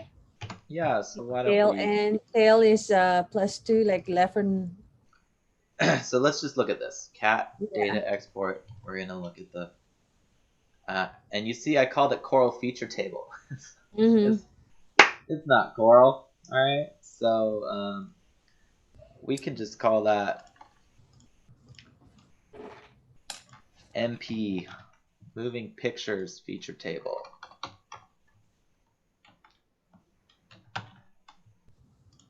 Input, I called it Coral up here. Okay, that's not that great. I'm just curious about those apostrophes there. Is that a t-test that you did? No t-tests, no. So what are those t //t apostrophe? What do those mean? I'm going to tell you that right now, and we're just not going to work with the... Just wanted to make sure that I changed it from Coral to something else. So I'm going to run this, and we're going to see the output. And the output is all of the data. Okay. Table. It's the entire data set has been output, and I can scroll all the way up to the top, and you can see this is a massive table. So what we do after that is we're going to say, I don't want to look at all of it, I just want to look at the tail. So that's what we're doing here. So we're saying look at the tail. And I could put that in there. And now the tail means I'm looking at the end of the file. Just looking at the couple rows at the end. Okay. And now, after that, I'm going to say, let's see the tail. We're going to look at +2. And +2 is a way to say, show me the first 2 rows of data. Did that work? Tail +2. And it looks like, Yeah, showing the first 2 right there, the yeah. first OTUs, the So first 2 now OTUs. what I want to do is head and because I think what we're trying to do is get rid of this biome.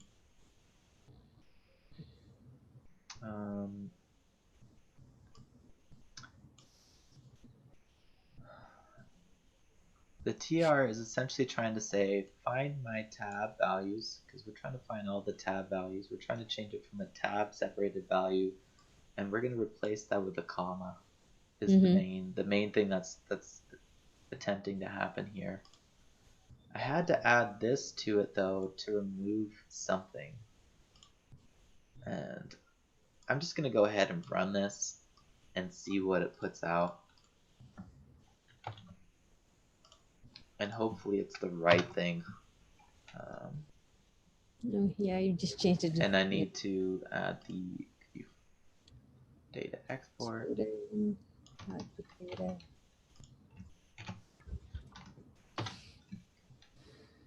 Alright, and now we can actually go to that folder and look at this. And you see we've got our row OTUs, the IDs, all the different samples. And it goes all the way down. So I'm not exactly sure why I did the tail thing. I don't think that is needed. So if I wanted, I can just get rid of that. And let's see if we have any issues. I'll just add it too. And yeah, so that's what it did. It deleted this. Do you see this line? It says constructed from the biome file. I don't want that in my CSV file because when I import it into R later, it's going to kind of throw me a little bit of an error. So by adding the tail -n +2, what we're saying is skip that first row, skip this row, don't include it. And that's why it started here with just this OTU row. Does that make sense? Yes, that makes sense. So do you have a way of converting a TSV file into a biome format or a QZA? How to go the opposite way? Yeah. No, I don't, but somebody else does. Somebody might have figured out. Yeah, I'm sure there's an option in QIIME to do an import. But I hope for everyone else this kind of made sense. Essentially, we did the process of taking all of our data and putting it into a CSV format. And it is 354. But now that you have it as a CSV, you can do a lot of things. I'm just going to go ahead and look at the data in Excel. So here we go. So you can see the first column is the OTU ID. Then we have a bunch of our samples, just samples, samples, samples, samples, samples. And at the end, we have our taxonomy. Okay, this is a pretty good start. The next steps from here would be to actually take this data, put it into a computer-friendly format. Because right now this is human legible, but it's not really that great for computers to run tests on. And so I've got an R code that I wrote that will do that for you.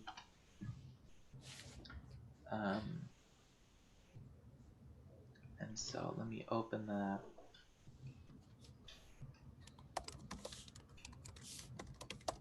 I called it the QIIME2 figure creator.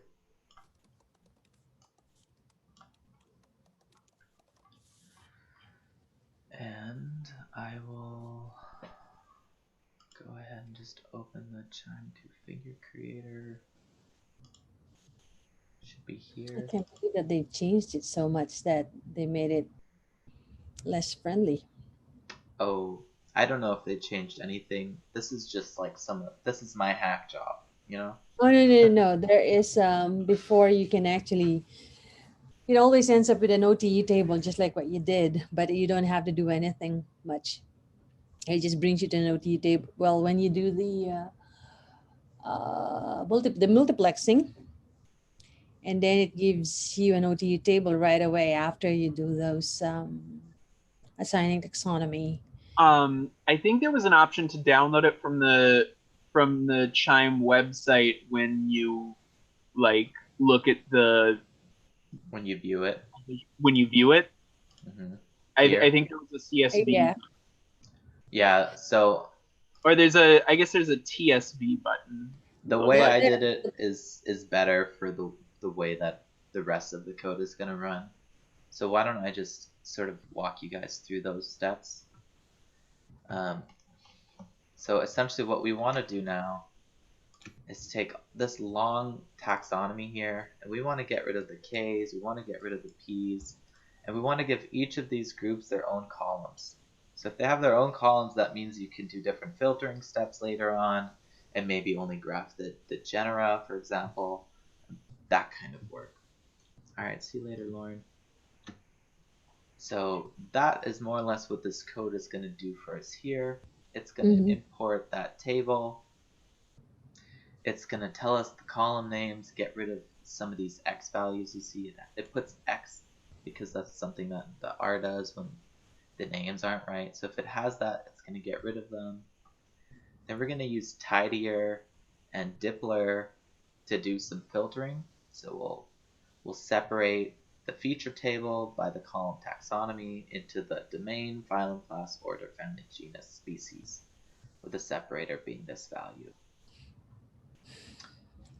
And then in the end, what it does is this. So now you've got your OTU ID, domain, phylum, class, order, family, genus, species, sample, and then it tells you the count. So how many times this species or this value showed up for this OTU ID.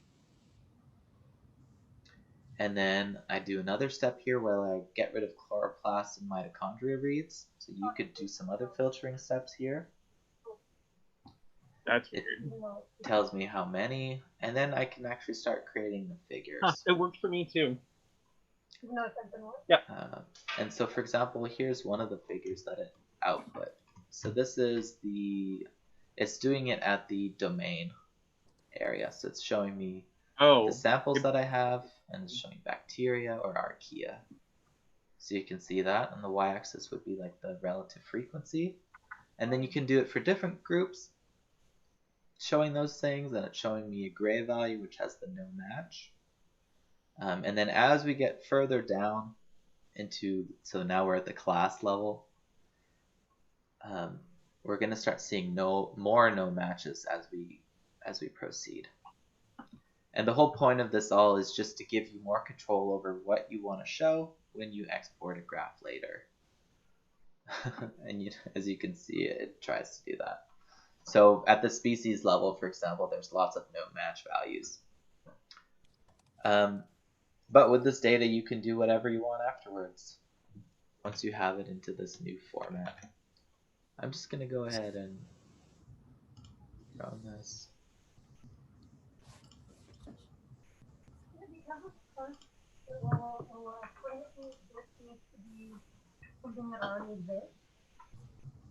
So, for example, it took that table that I had previously created and it changed the format.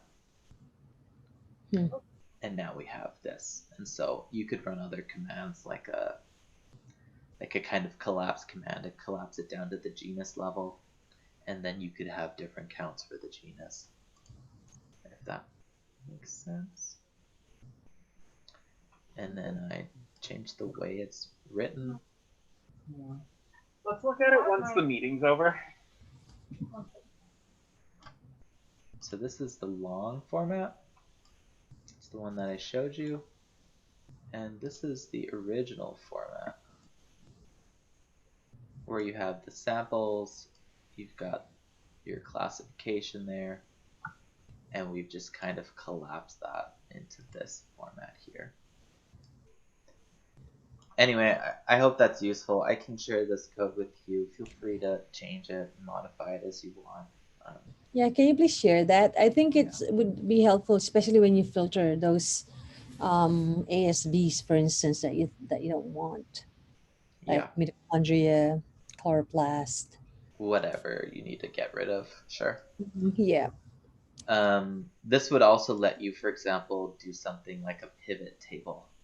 I don't know if you guys have used pivot tables in Excel, but you could do pivot tables, do pie charts, and whatnot. But with that, thanks so much for joining us for the 4th week. Next week is going to be working on your own data sets or going through all of the steps on your own, and then you'll have myself and the rest of the group to help you with any problems that come up. Yeah, that's about it. Great. Stefan, Yeah. I got held up a little bit trying to figure out the code for putting it into the TSV and CSV files.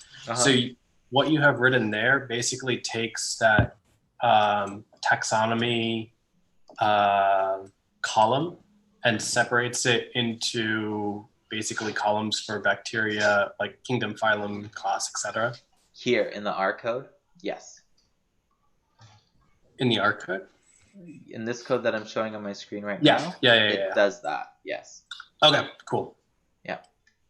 On the code that we did earlier, we just sort of exported the raw, converted it to a CSV.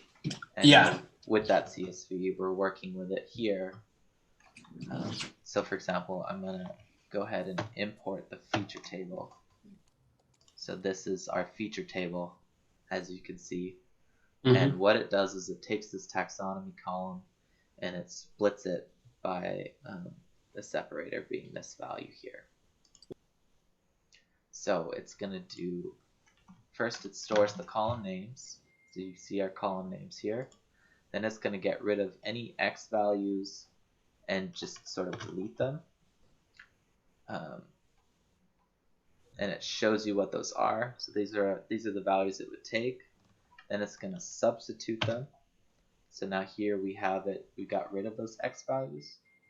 And you guys feel free to leave if you want. Don't worry about this. I'm just going to run through this.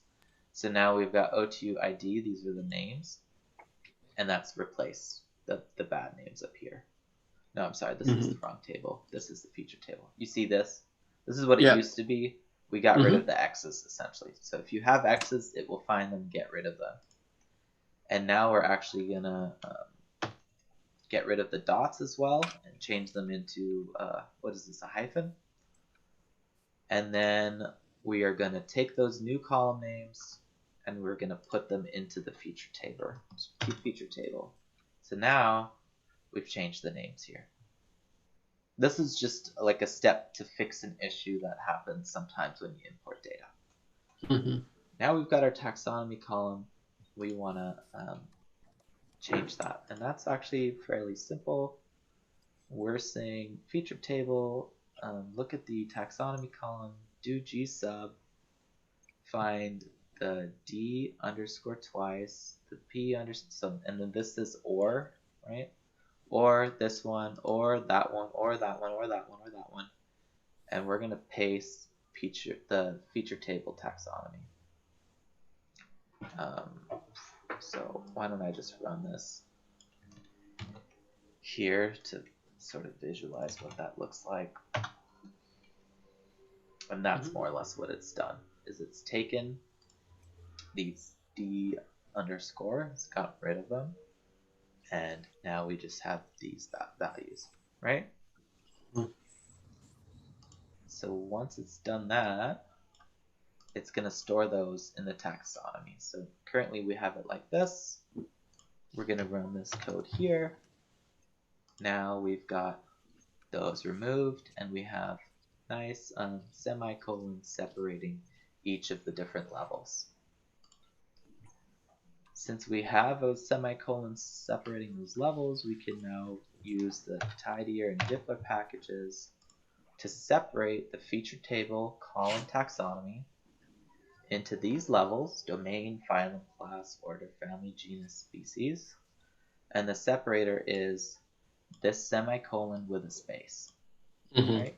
Because we've got a semicolon with a space afterwards. So now I'm going to run that, and I've overwritten my sample table, right? But now I have new columns: domain, phylum, class, and species.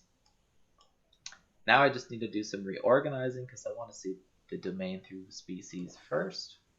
And I believe that's what I do in this step. Well, I'm doing one more step where I'm getting rid of any NA values. And the NA values show up here. You see that? So I'm replacing them with no match. So now all my NAs are no match. I'm just going to keep going now since I'm already on a roll, but please stop me if you want me to. Now I'm going to convert the file from wide to long format using the pivot longer feature. So right now we've got it like this. I'm just going to go ahead and run this code, and we'll look at that. And then I'm going to add a column called the count as integer, do the feature table long count. So I'm just changing this class because I think there was an issue with the class where it wasn't an integer, it was some other value. And now I've more or less done that. So this was the original one, right? And now we're doing it here. And at the end, we have our count data, our sample, and there's a repeat that's happening now. Do you see that? So how would I show that? I would do this. Yeah. So what I've done is I've taken this, this, and this, and this are my samples, right? I've taken them from having their own column to being put in only one column each, as you can see here. And now it's showing me all of the bacteria that are in that group and their counts for each sample. And so this is considered a long format, and the long format is what you would use for Excel or pretty much any comparison. This makes it the easiest. So taking all these rows, put them into their own column, which I've called sample, and that sample then has the counts for each group of bacteria. And then I've done a filtering step, which is because I was working with coral data. So I'm filtering out chloroplasts, any reads that are in the family chloroplasts or the reads mitochondria. So I'm getting rid of those and I'm putting them in the filtered feature table. So this has 3,595 entries. This one has 3,710. So we've done a condensing there. We've gotten rid of those reads. Okay, and then I just wrote some code that would tell you how many reads were removed. 646 of the chloroplasts, 36 of the mitochondria. And I've put a code here that will write out the filtered table. So you could then actually look at that in Excel and do a pivot table if you wanted to. I think this is the final section. And what I'm doing here is using the ggplot2 package and the Viridis package. So the Viridis is just a set of colors that are calibrated for colorblind people. So it has, good colors essentially that are visible and are also great for grayscale if you need. And then I'm running a command that's repeating. It's a for loop, so it's repeating this from 2 to 8. And what it's doing is it's doing a grouping function. It's taking my filtered feature table. It's getting the column name I. So column names, as you can see here, is this. So column names, you can see it has 1 to 10. The first is the OTU ID. I don't want that, so I'm not going to use that one. So I'm going to start it at 2. That's why I'm starting it at 2, so we're starting at the domain. And then, let me just put this out so we can look at it. So I'm starting at the domain, that's the 2, and I'm going to 8. So 2, 3, 4, 5, 6, 7, 8, so the species. And I'm stopping it at species. So that's what I'm doing here. I'm getting the group by, get me the column, sample is going to be the domain. Then I'm doing the summarize function. I think this is part of Dippler, and what it's going to do is just condense everything from that domain level down into one group. So I think we should be able to run this. I'm just going to go ahead and put it. I'm going to call I equals 2, just so that it works here. So I'll run this modified data command, and you're going to see now in the modified data, there's no difference right now because all we've done is filter it. But it allows it so that because you did the group by, now we can do a summarize. So I'll run the summarize data, and we can look at that. And now we only have a couple values. We've got our domain, which in this case is still called get column names. I don't know if I fixed that. I do. So I'll fix that real quick. So this is our domain. It tells us the sample, and it tells us how many reads were in that group. So it's saying that for sample 4DE, there was 16 archaea. And below that, there's the bacteria, and you can see how many bacterial reads were in each. So this is what the summarize function does. And then what I do is I reorder it so that the larger taxa is listed first. And I should see that now here. Let me see what I did here.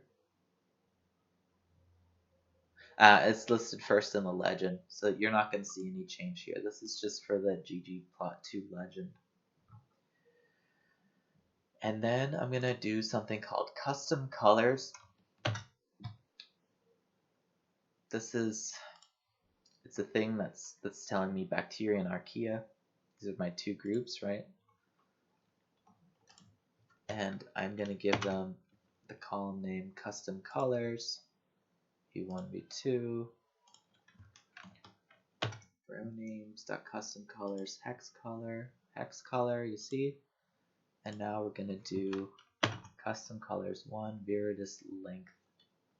And what it's done is it's replaced those two with two unique colors that are from the viridis package. So the viridis lets you like look at the whole scale, and you can tell, hey, give me custom colors from this to this. And I've essentially put those in here. And then I'm going to just try to make sure that there's a match. And this will give you it'll essentially escape any errors that might come up. And what we're trying to do is give any values that have the name no match a gray color, so that we know which ones to sort of filter out. And then what we'll do is we'll create the ggplot. So the ggplot is using the summarize data. It's taking this aesthetic value, saying the x is the sample, y is the count, and we're going to fill it with the column names I. So, and after that we'll say gm bar. The fill is equal get column names, color, black, position fill, stat is identity. These are just ggplot options. So I'm just going to go ahead and run this. And then it's going to say scale fill manual, and this is where I put in the color, so the values are my custom colors. And this is the output. So we've got two groups, right? Bacteria and archaea. One of them is purple, and then the archaea is yellow. So that's what the ggplot2 command does. You can do things here like relabel the y-axis and the x-axis, change some of the formats around, change how this is displayed, and what I'll do now is I'm just going to go a little bit further up. So I'll go to level 6. And let's just run that all again so that we get a different output.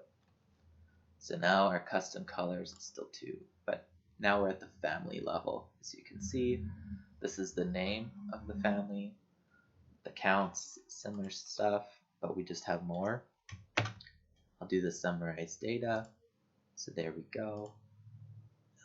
We'll do our custom colors.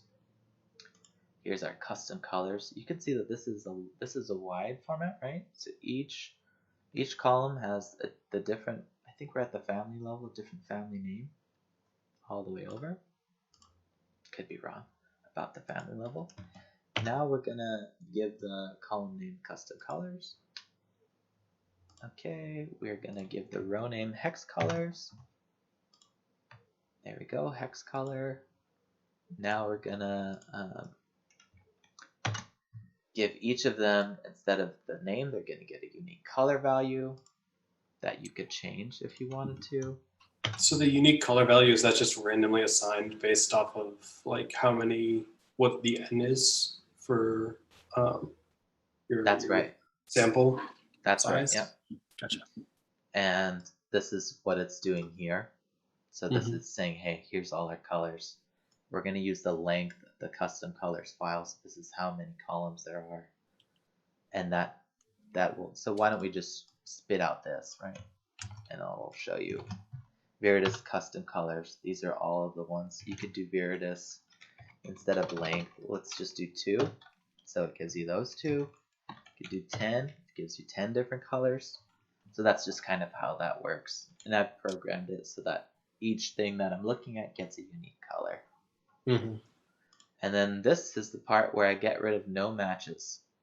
So I am not sure if this has a no match.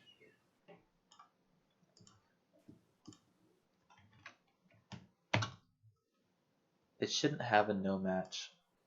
That makes sense because But you're if at the family. But if you went down to like the species or something, you would probably get a fair amount of no matches then. Yeah, so let's just do that so that we can see what happens then.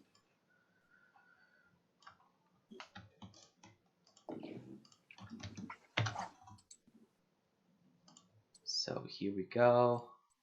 Just gonna use this. I'm gonna search for no.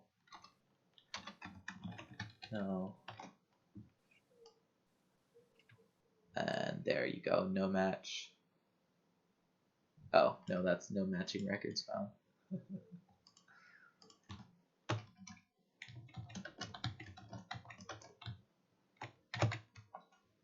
I mean, it could be that I broke it, but let's look here. No. So there's a couple records. So we did this, I think, already. Row names, hex colors. Get rid of this. Stefan, are you going to share your R codes with the group? Yeah, I'll put it in the Slack. Great. And Thanks. then it's gonna go through the custom colors. I'm still trying to find that no match though, so I don't know what it is exactly happening here. I think it might just be a part of the for loop and the way I wrote it. Let's see if it recolors the ones that are no match as gray. I have to pop that out. As you can see, there's lots of groups here. And so one of my next steps is going to be, how do you get rid of all the ones that are like barely there so that you can see the table that you're looking at. I'll get rid of this I. And just so that you guys know, I'm using R Markdown. And R Markdown is different than R because you have these different batches. So you can run your code in batches like that. And you can press this little knit button. And what the knit does is it runs through the entire code, each section. And what it's going to do for me is it's going to output an HTML document where I can have text like what step I'm at. Hey, in this code block, we're doing this. You know, this code was created by my undergraduate mentee and myself, all that other stuff. And it's going to pop it out in just a second as a website. And so I can open that in browser, and now here I am. This is all the code. It tells you what I did, the outputs, whatever I want to write. I can choose whether or not these boxes should show up. And now we get to the part where it's going to show us all the different graphs. And so there's my gray no match. Here you should see it works. As we go further down, we're going to get more no match values, as you can see. So one of the steps I want to do next is filter it so that the no matches are all on the bottom. And then this one is just like, it's not easy to do this kind of work, but it can be fun when it does work. So here we go, we're at the species level, and wow, it's all just pretty much gray. And that is the gist of that. I hope that explained any questions anyone would ever have about this R code. And now I'm going to stop the recording. Thank you.